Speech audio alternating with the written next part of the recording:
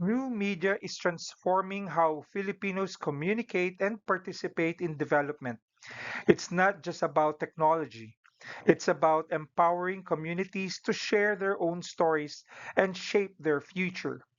When we talk about the future of development communication in the Philippines, we're really talking about connection, how new media brings people and communities closer than ever before. When we talk about development communication in the Philippines, what comes to mind?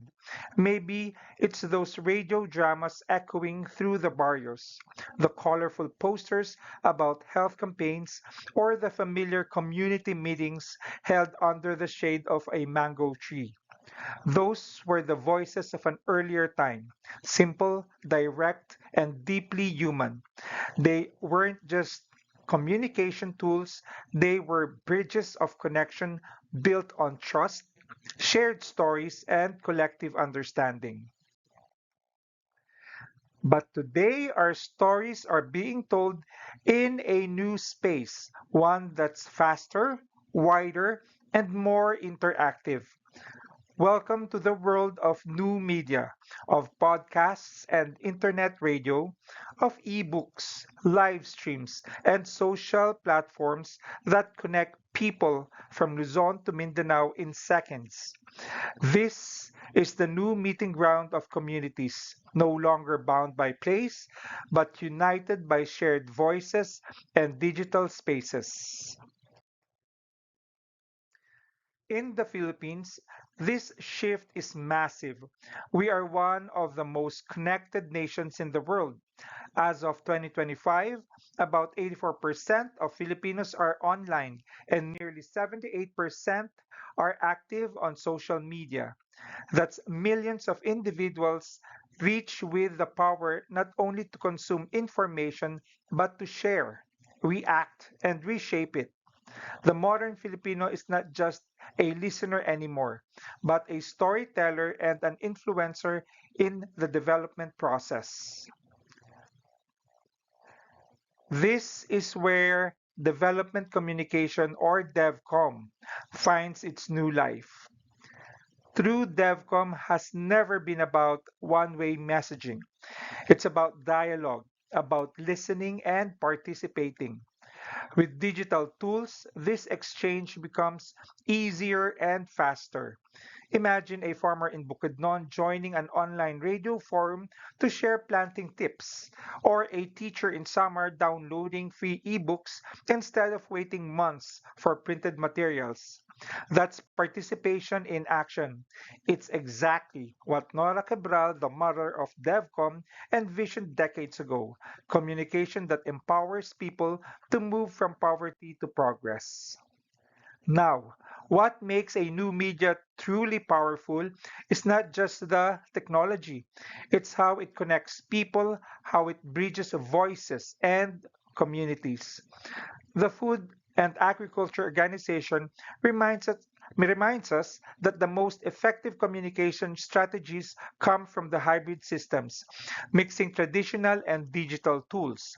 Picture this: a barangay DRRM office posting weather alerts via Facebook Live while also airing the same warnings on a community radio, or printed flyers about child nutrition complemented by short, catchy TikTok explainers. Each channel reaches a different audience, but the message stays consistent, inclusive, and alive. We've seen this hybrid model at work in real life. After Typhoon Haiyan or Yolanda struck in 2013, local broadcasters and humanitarian groups launched disaster radio. It wasn't just news, it was hope on air. They read the names of survivors, shared evacuation updates, and aired comforting messages from loved ones. Many of these community stations have since moved online, continuing to serve disaster-prone communities. And in the Bangsa Moro region, community radio programs simulcast on Facebook now promote peace building and dialogue among local groups. It shows that technology, when used with compassion, becomes more than a tool, it becomes a bridge bridge for healing and empowerment. Now, let's also be realistic. Not everyone has equal access. Some upland and island barangays still struggle with signal, electricity, and digital literacy. That is where our role as development communicators become crucial. We must design systems that leave no one behind, ones that include both the connected and the disconnected. As Sora Cardi reminds us, rural transformation is only inclusive when people have both access and agency, the power not just to receive information, but to use it meaningfully in their own lives. So, yes, new media will play a defining role in the future of development communication in the Philippines. But here's the truth, it's not the technology that drives change, it's how we use it. When we combine the human warmth of traditional media with the interactivity of digital tools, we create spaces where people can speak, connect, and act. In an archipelago of over 7,000 islands, that's powerful.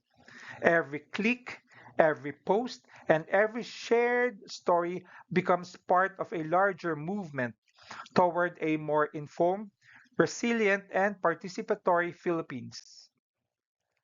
The medium may evolve, but the mission stays the same: to give voice to the voiceless, to listen to the unheard, and to use communication not merely to inform, but to transform lives. That's the enduring spirit of development communication, past, present, and future.